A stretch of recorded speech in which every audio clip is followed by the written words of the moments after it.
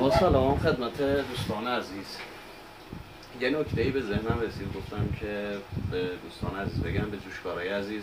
ببین یه سری دستگاه هست، این پنل بغلشون این پلاستیکی هست، اینا بعضی موقع این پنل‌ها میشکنه یا یه تیکه جدا میشه، خیلی از جوشکارا توجهی نمیکنن بهش و با همون پنل شکسته میرن جوشکاری انجام میدن.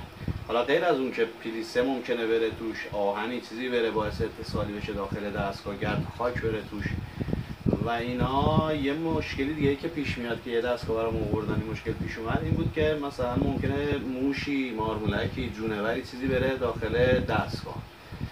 یه دستگاه برام آوردن چند روز پیش، پنلش شکسته بود و آقا موشه رفته بود داخلش و خلاصه سیما رو جویده بود. حالا شانسشون گفت که اتصال نکرده بود، آقا موشه قشنگ جویده بود سیما رو براشون، جوری که دستگاه روشن اصلا نشده، دیدن دستگاه روشن نشد.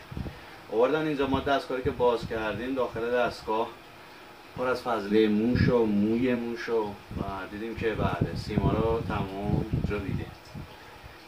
خلاصه گفتم که دقت کنید اگر یه موقع شکست یه توری چیزی روش ببندید که این مشکل داره کسی دوباره پیش نیاد. با تشکر، خداحافظ تا کلیپی دیگر.